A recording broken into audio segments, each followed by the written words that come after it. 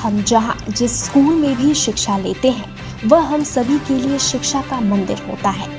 जब उस संस्थान के डायरेक्टर के द्वारा या फिर बोर्ड ऑफ डायरेक्टर की टीम के द्वारा उस मंदिर को जालसाजी कर गलत तरीके से अफिलिएशन लिया जाता हो तो उसे आप क्या कहेंगे, खुद ही सोचिए। आइए जानते हैं आखिर पूरा मामला क्या है। बोकारो के रहने वाले डॉक्टर राजकुमार के द्वारा बोकारो स्टील प्लांट यानी बीएसएल से वर्ष 2019 के अक्टूबर माह में आरटीआई माध्यम से यह मांग की थी कि बोकारो जिले संचालित होने वाले स्कूलों को कब और कितनी भूमि आवंटित की गई है। इसके आलोक में बोकारो स्टील प्लांट 7/1/2020 में कई स्कूलों को आवंटित जमीन का ब्यौरा दिया गया, जिसके बाद 3 स्कूलों का गोलमाल सामने आया, जिसमें Sardar Patel public school, crescent public school और मिथिला एकेडमी है। आखिर आप सोच रहे होंगे कि इसमें गोलमाल क्या है। मामला यह है कि इन स्कूलों को बीएसएल की ओर से 50-50 डिसमिल जमीन स्कूल के लिए 33 साल के लीज पर दी गई है, परंतु इन तीनों स्कूलों के डायरेक्टर ने सीबीएसई को जमीन का रकबा बढ़ाकर स्कूल के नाम पर एफिलिएशन करा लिए। सीबीएसई एफिलिएशन के लिए कितनी जमीन चाहिए, आइए सुनते हैं जिला शिक्षा पदाधिकारी नीलम आइलीन टोप्पो क्या कहती हैं। आप खुद ही सुन लीजिए।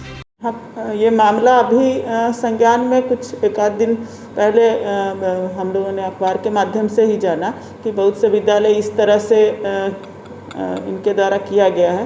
तो यदि मामला इस तरह से हम लोग मतलब संज्ञान में लिया गया है, जैसे होगा जांच करा करके हम लोग उस पर एक्चुअल स्थिति लेंगे कि क्या स्थिति बन रही है, और उसके बाद उसके संबंध में विभाग से भी मार्गदर्शन लेकर के हम लोग आगे बढ़ेंगे। और इसमें है जैसे सरकार जो शहरी क्षेत्र के विद्यालय हैं उसमें तो मिनिमम 2 एकड़ हम लोग चाहते हैं, मतलब उसमें सीबीएसई का गाइडलाइंस के आधार पर अगर यदि नॉर्म्स नहीं पूरा करता है तो उसको नियमता नहीं मिलना चाहिए। लेकिन ये सब जांच के विषय है, और जैसे जैसे भिन्न भिन्न स्कूलों में जो भी अभिलेख या जमीन के कागजात प्राप्त होंगे उसके आधार पर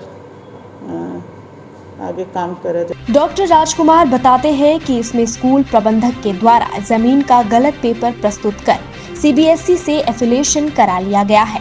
सीबीएसई एफिलिएशन देने के पूर्व सीबीएसई से एक टीम आकर सभी चीजों की जांच करती है। बावजूद उसके 3 स्कूलों को सीबीएसई से एफिलिएशन मिल जाता है, तो इसमें सीबीएसई के अधिकारियों को मिलीभगत से इनकार नहीं किया जा सकता। ऐसे जालसाजी करने वालों के खिलाफ केस दर्ज कर कार्रवाई करनी चाहिए। जब आरटीआई में बीएसएल द्वारा जब सूचना उपलब्ध कराई गई तो मैं यह देखकर दंग रह गया कि बोकारो के 3 स्कूलों को 50 डिसमिल जमीन आवंटित थी, लेकिन इनके द्वारा कागजातों में छेड़छाड़ कर सीबीएसई बोर्ड को जालसाजी पूर्वक दूसरा कागजात प्रस्तुत करके और जमीन का रकबा को बढ़ाकर संबद्धता प्राप्त कर ली गई है। Crescent public school, Mithila public academy और सरदार पटेल पब्लिक स्कूल, इन सभी स्कूल प्रबंधकों पर प्राथमिकी दर्ज होनी चाहिए। इन्होंने कागजातों में छेड़छाड़ करके और संबद्धता ली है, और ये सीबीएसई बोर्ड को इन्होंने भ्रमित करके ये संबद्धता ली है।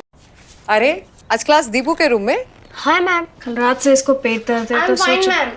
क्या फाइन? स्टमक इन्फेक्शन निकला तो देखते हैं, नहीं तो पास वाले केमिस्ट से दवाई मंगवा लूंगी। हेलो, सवाल इसकी हेल्थ का है, जवाब एक्सपर्ट से पूछ लें। जैसे मुझसे वीडियो कॉल कर रहे हो वैसे प्रैक्टो पे डॉक्टर से कर लो। Goodbye doubts. Say hello to top doctors on Practo video consultation 24/7. Hello doctor. फिर प्रिस्क्रिप्शन पे लिखी दवाइयाँ ऑर्डर करें और बुक करें लैब टेस्ट या अपॉइंटमेंट। प्रैक्टो, डाउनलोड दिया।